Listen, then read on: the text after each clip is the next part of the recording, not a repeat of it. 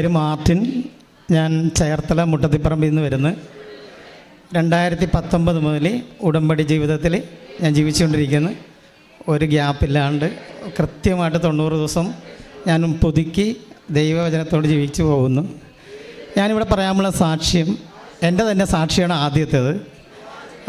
കഴിഞ്ഞ 2023 ഡിസംബർ 7-ാം തീയതി മാതാവിൻ്റെ പ്രത്യക്ഷീകരണ തിരുനാൾ കഴിഞ്ഞ് ഞാൻ വീട്ടിൽ ചെല്ലുമ്പോൾ ഞാൻ വല്ലാതെ അന്ന് വർക്കെന്നൊക്കെ വളരെ മോശമായിരുന്നു.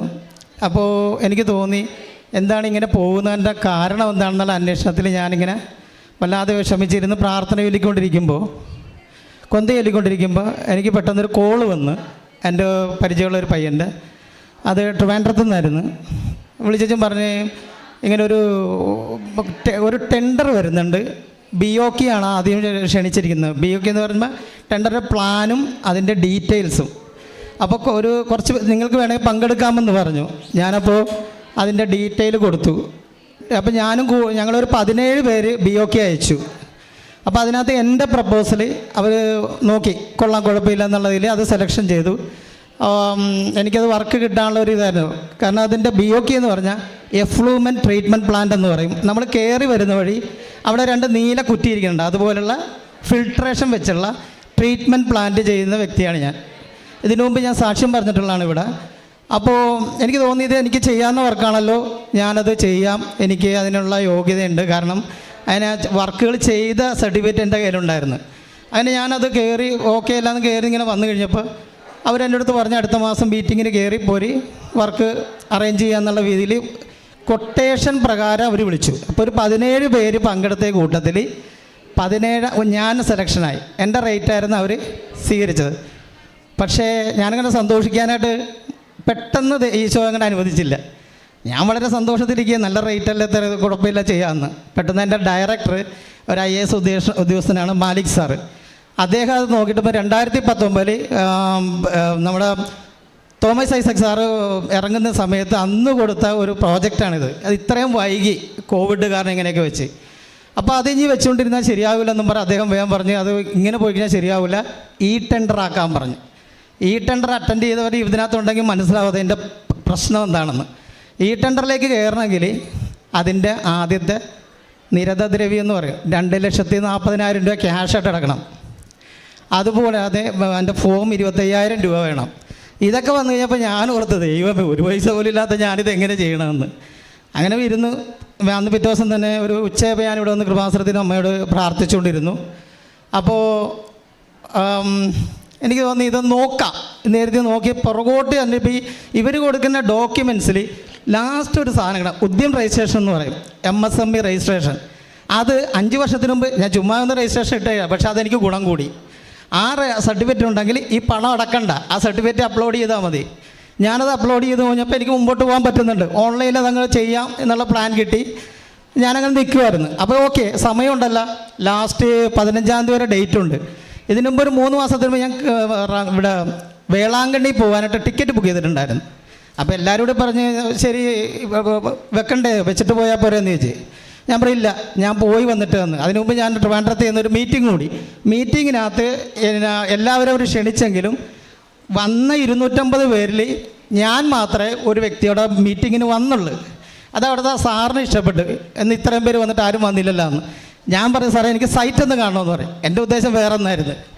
ആ സൈറ്റിൻ്റെ ഫോട്ടോ എടുക്കുക എന്ന് എനിക്ക് ഒരു ഐഡിയ എൻ്റെ മനസ്സിൽ കയറി. ഞാനവിടെ ചെന്ന് ഇവർ കാണാണ്ട് ഒരു തുള്ളി ഉപ്പെടുത്തിട്ട് ഈ മിനിസ്ട്രി ലെവലിലെ ഒരു ഉദ്യോഗസ്ഥനായിരുന്നു വെച്ച് അദ്ദേഹത്തിന് ഇരുന്ന് വെച്ചാൽ ആ ടേബിളിട്ട് 2 വിശ്വാസപ്രമാണം ഉള്ളിൽ ചൊല്ലിയിട്ട് അദ്ദേഹം കൈ തന്നു വെച്ചാൽ പറഞ്ഞ് വേഗം പോയി സൈറ്റ് കൊണ്ട് കാണിച്ചു തന്നു. അതായത് അവരുടെ പുള്ളിയുടെ സെക്രട്ടറി സൈറ്റിൻ്റെ മാഡം ഞാൻ അവിടെ നിന്ന് ഞാനിപ്പോൾ വരാമെന്ന് പറഞ്ഞ് സൈറ്റിൻ്റെ ഫോട്ടോ എടുത്തിട്ട് നേരെ കൃപാസനത്തിൽ വന്നിറങ്ങി. ഇവിടെ വന്നു വെച്ചാൽ ഞാൻ ഈ സൈറ്റ് അമ്മയെ കാണിച്ച്, അമ്മേ ഇത് എനിക്ക് ഏൽപ്പിച്ചു തന്നെ. അതായത് ജോഷുവയുടെ പിതാവ് അന്ന് ജോഷു പ്രാർത്ഥിച്ചോളൂ, ഇത് നിൻ്റെ കയ്യിൽ ഞാൻ ഏൽപ്പിച്ചു വരുന്ന വചനം ഏറ്റു പറഞ്ഞുകൊണ്ട് ഞാൻ ഇവിടെ നിന്ന് പ്രാർത്ഥിച്ച് ഇവിടെ നിന്ന് തിരിച്ചു പോയി. പിറ്റേ ദിവസം ഞാൻ വേളാങ്കണ്ണിക്കും പോയി. എല്ലാവരും വിളിച്ചു വെച്ച് ഇത് വെക്കുന്നില്ല. ഞാൻ വെച്ചില്ല. ഞാൻ വേളാങ്കണ്ണി ചെന്ന് അമ്മയും കാണിച്ച് തിരിച്ചു വന്ന വഴി ഞാൻ അമ്മയോട് പറഞ്ഞ് അമ്മ എൻ്റെ മനസ്സിൽ കാണിക്കുന്ന ഫിഗറെ ഞാൻ വെക്കുള്ളൂ എന്ന് പറഞ്ഞു. അങ്ങനെ ഞാനിവിടെ വന്ന് കൃപാസനത്തിൽ നേരെ ഇങ്ങോട്ട് വന്ന് ചെഞ്ചു അമ്മയോട് ചോദിച്ചാൽ ഞാൻ ഓക്കെ ഒരു ഫിഗർ ഞാൻ കണ്ടിട്ട് വെക്കാൻ പോകണമെന്ന് പറഞ്ഞു. നേരെ അങ്ങോട്ട് ചെന്ന് അന്ന് ചൊവ്വാഴ്ച 13-ാം തീയതി കൃപാസനത്തിലെ ലൈവ് ആരാധന നടക്കണം. സമയം നോക്കിക്കോണേ. ആ സമയത്താണ് ഞാൻ ഈ ടെൻഡർ ഓപ്പൺ ചെയ്തപ്പോൾ 10:30 മണി ഒരു ടെൻഡർ ഓപ്പൺ ആവില്ല. അപ്പോൾ എൻ്റെ മനസ്സിൽ പോയി, എൻ്റെ വൈഫ് പറഞ്ഞ് 11:30 അച്ഛൻ്റെ ഡോക്ക് തുടങ്ങാണ്ട് അത് ഓപ്പൺ ആകില്ല, ID ഓപ്പൺ ആകത്തില്ലെന്ന് പറഞ്ഞു. ID കൃത്യം 11:30 ID ഓപ്പൺ ആകുന്നു. പുള്ളിക്കാർത്തി പിന്നെ ഇതിന് കൂടുന്നു. ഞാനത് ടെൻഡർ കയറി പോകാൻ തുടങ്ങി. എല്ലാത്തിനും ഒരു കുഴപ്പമില്ലാണ്ട് ഇങ്ങനെ കയറി വരിക. അപ്പോൾ 50 ലക്ഷത്തിന് മേലെ വരുന്ന എല്ലാത്തിനും ഈ ഇത് മുദ്രപത്രം സബ്മിറ്റ് ചെയ്യണം. അപ്പോൾ ടെൻഡർ ചെയ്യുന്ന ആൾ എൻ്റെ അടുത്ത് ചോദിച്ച് ഇതെന്താണ് ഇത് മുദ്രപത്രം വേണ്ടതെന്ന് ചോദിച്ചാൽ ഞാൻ പറഞ്ഞു അതൊന്നും വേണ്ട. അത് ഇല്ല വേണമെന്ന് പറഞ്ഞു. ഞാൻ പറഞ്ഞു ഇല്ല കയറിക്കോളാൻ പറഞ്ഞു. കയറി അവസാനിച്ചും ഇങ്ങനെ ടിക്ക് ചെയ്യാൻ നേരത്ത് പുള്ളി എന്നെ ഇങ്ങനെ നോക്കി ചിരിച്ച്. ഞാൻ പറഞ്ഞു എന്താ? അല്ല ഇത് ഞാൻ ആദ്യമായിട്ട് അത്ഭുതം, ഒരുപാട് ടെൻഡർ ഞാൻ ഇതെന്താണ് ഇങ്ങനെയെന്ന്. ഞാൻ പറഞ്ഞു ഇത് അങ്ങനെ വരുള്ളൂ എന്ന് പറഞ്ഞ്, അതങ്ങനെ വരുള്ളൂ എന്ന് പറഞ്ഞ് പുള്ളിയോട് പറഞ്ഞു. അങ്ങനെ ഒന്ന് അവസാനം ചേട്ടാ അന്ന് പ്രാർത്ഥിച്ചോ, ഞാനിത് സെൻഡ് ചെയ്യാൻ പോയാന്ന് പറഞ്ഞു. ഞാനടുത്ത് അമ്മയുടെ ഫോട്ടോ എടുത്ത് വെച്ചിട്ട് സെൻഡ് ചെയ്ത്, ഞാനെടുത്ത റേറ്റ് അങ്ങോട്ട് സെൻഡ് ചെയ്തു. ഞാൻ ഈ കാര്യം വിട്ടുപോയി. 17-ാം റേറ്റ് ഞാൻ പോലും അറിയാണ്ട് ആ ഡേറ്റ് ഞാൻ വിട്ടുപോയി. ഞാൻ മറ്റുള്ള തിരക്കിലായിപ്പോയി. പക്ഷെ അന്ന് ടെൻഡർ 12:30 മണിക്ക് ഓപ്പണായി. അവിടെ നിന്ന് വിളിച്ചു പറഞ്ഞ് ചേട്ടാ ഇത്രയും പേര് പങ്കെടുത്തതിൽ ചേട്ടനാണ് സെലക്ഷനായെന്ന്. അതായത് കേരള ഗവൺമെൻറ്റിൻ്റെ NISIS എന്ന ഡിപ്പാർട്ട്മെൻറ്റിൻ്റെ ഏറ്റവും വലിയ ഈ 14 ജില്ലകളിൽ നിന്ന് തിരഞ്ഞെടുത്ത ടെൻഡർ എൻ്റെത്. അതാണ് എൻ്റെ ആദ്യത്തെ സെറ്റ്. കൃപാസനത്തിൽ നമ്മൾ ഇങ്ങോട്ട് കയറുന്ന സമയത്ത് എനിക്ക് മെയിലും വന്ന് അതിൻ്റെ വർക്ക് ഓർഡറും വന്ന് അഡ്വാൻസ് തുകയും വന്ന്. അത് മെയിൽ കണ്ടു, ഞാൻ മറ്റുള്ള കാര്യമൊന്നും നോക്കിയില്ല, ഇങ്ങോട്ട് പോന്നു. രണ്ടാമത്തെ സാക്ഷി എൻ്റെ മകൻ UK ജോലി ചെയ്ത് പഠിച്ചത്. അപ്പോൾ അവൻ അവിടെ വെച്ചൊരു ജോലി കിട്ടിയപ്പോൾ അത് എന്ത് ജോലിയാണ്? കെയർ ഹോമിലായിരുന്നു ജോലി. എല്ലാ കുട്ടികളും പോകുന്നതിലേക്ക് ലോണൊക്കെ അടക്കാമല്ലോ എന്ന് ഇവനും പോയി. പക്ഷേ ബുദ്ധിമുട്ടണത് ഞാൻ അറിയുന്നില്ലായിരുന്നു. കാരണം അവിടുത്തെ ക്ലൈമറ്റ് വെളുപ്പിന് 5 മണിക്ക് അവൻ ഡ്യൂട്ടിക്ക് പോകണം. വളരെ മോശം ക്ലൈമറ്റ്. ചില കുട്ടികൾ നമ്മളോട് പറയില്ല, മാതാപിതാക്കളോട്, അവരെ സഹിച്ച് ചെയ്യും. അന്ന് അതുപോലെ തന്നെ അവനത് പോവുകയും ചെയ്തു. ഒരു 2-3 മാസം കഴിഞ്ഞപ്പോൾ പെട്ടെന്ന് -6 അവിടെ ക്ലൈമറ്റ് വന്നപ്പോൾ ഇവനൊരു ഫ്ലൂ പിടിച്ചു, പനി ഇതെല്ലാം കൂടി. അപ്പോൾ എന്നെ വിളിച്ച് പറഞ്ഞ് വയ്യ പോകാൻ പറഞ്ഞു. ഞാൻ പറഞ്ഞു കയറിക്കോ, അകത്ത് കയറിക്കോളാൻ പറഞ്ഞു. അവനൊരു 15 ദിവസം അകത്തായി. അപ്പോൾ എന്നോട് പറഞ്ഞ് പപ്പ അടുത്ത ലോണ്. ഞാൻ പറഞ്ഞു അതെല്ലാം നോക്കിക്കോളാം, നീ അവിടെ നിന്നോളാം എന്ന് പറഞ്ഞു. അതൊക്കെ അമ്മ നോക്കിക്കോളൂ എന്ന് പറഞ്ഞു. ഇവനകത്തായി. അങ്ങനെ ഇരിക്കുമ്പോൾ ഇവനെ ഓപ്പൺ ചെയ്ത് നോക്കിയപ്പോൾ ഈ കമ്പ്യൂട്ടറിൽ ഒരു ഇത് കിടക്കണം. ഇവൻ പഠിച്ചത് ഇവിടെ നിന്ന് HDFC ബാങ്കിൽ ജോലി ചെയ്തിരുന്ന ആളാണ്. അവിടെ പോലെ ഇൻഫർമേഷൻ ടെക്നോളജി എന്ന് ഇതെടുത്ത് പഠിച്ച ആളാണ്. ഇവൻ അതിനകത്ത് നോക്കുമ്പോൾ അതിനകത്ത് കിടക്കുന്നത് ഒരു IT കമ്പനിയിലേക്ക്, അതായത് എൻജിനീയേഴ്സിന് മാത്രം തിരഞ്ഞെടുക്കുന്ന, അറിയാമല്ലോ നമുക്ക്, ഒരു വേക്കൻസി കിടക്കണം. ഇവൻ അത് ചോദിച്ച് ഇങ്ങനൊരു ചാൻസ് കിടപ്പുണ്ട്, ഞാൻ പഠിച്ചതുമായിട്ടൊരു ബന്ധമുണ്ട്. ഞാൻ പറഞ്ഞത് റൂമിലല്ലേ വയ്ക്കാൻ പറഞ്ഞ്. അല്ല അപ്പോൾ ഇത് കിട്ടുമോ? ഞാൻ പറഞ്ഞ കിട്ടണം, നീയല്ലല്ലോ തീരുമാനിക്കണം. അതായത് Efesos 2:8 എന്നുള്ള വചനം മറക്കരുത്, തുടങ്ങാൻ പറഞ്ഞ്. ഇവൻ ഓപ്പൺ ചെയ്ത് പിറ്റേ ദിവസം അതയച്ചു. ഇൻ്റർവ്യൂ വേണ്ട 360 പേര് അവിടുത്തെ ബ്രിട്ടീഷുകാരും ഇവിടുത്തെ ഇന്ത്യക്കാരും പങ്കെടുത്ത. അതിൽ ഇവന് അതിനകത്ത് സെലക്ഷനായി ഫസ്റ്റ്. അപ്പോൾ ഇവനെന്നെ വിളിച്ച് പറഞ്ഞു പപ്പ സെലക്ഷൻ ആയിട്ടുണ്ട്. ഞാൻ പറയുന്നത് ഓക്കെയാണ്, അല്ല ഒരെണ്ണം കൂടി ഉണ്ടെന്ന് പറഞ്ഞു.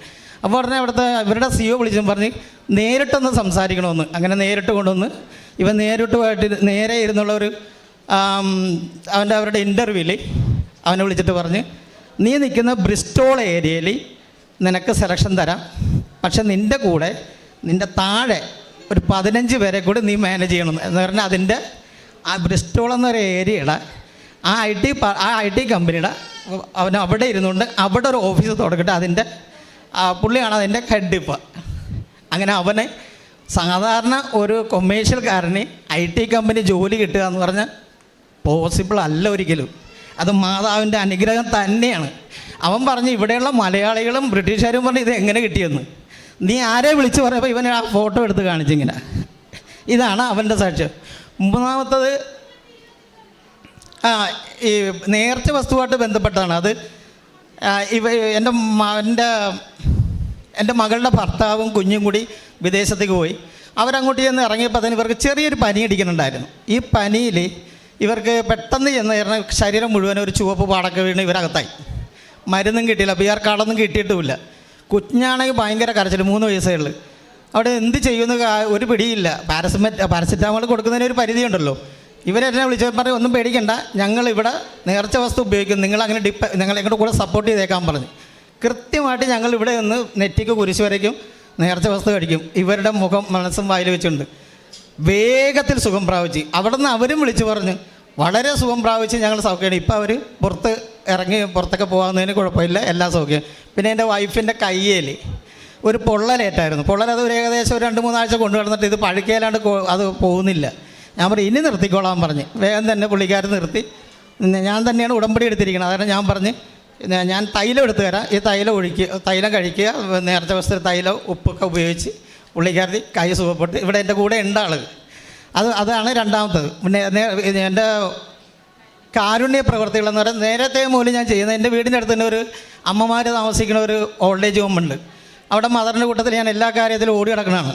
അപ്പം മദർ എൻ്റെ ഞാൻ വിളിച്ചു ചോദിക്കും എന്തെങ്കിലും വേണമെന്ന് ചോദിക്കുമ്പോൾ ഇന്ന സാധനം വേണം, അമ്മമാർ ഇത് ചോദിക്കുന്നുണ്ട്. അത് ഞാൻ ഒപ്പിച്ച് അത് എന്താണെന്ന് ഞാനിപ്പോൾ പറയുന്നില്ല, അത് കൃത്യമായിട്ട് അവിടെ എത്തിച്ചു കൊടുക്കും. അതുപോലെ പത്രം, അത് മലയാളം മാത്രമല്ല മറ്റുള്ള ഭാഷയിലെ പത്രങ്ങൾ ഓടി കിടന്ന് കൊടുക്കും. എല്ലായിടത്തും കൈവെക്കത്തില്ല. ഞാൻ മേടിച്ച് ഇവിടെ തുടങ്ങി അത് അവസാനിപ്പിച്ചിട്ടേ വീട്ടിൽ ചെല്ലുള്ളൂ.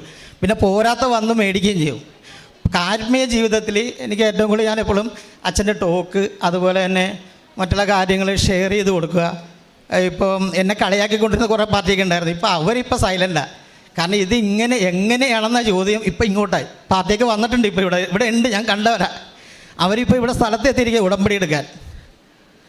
ഇത്രയും അനുഗ്രഹം തന്ന അമ്മ മാതാവിനും ഈശോയ്ക്കും നന്ദി പറയുന്നു.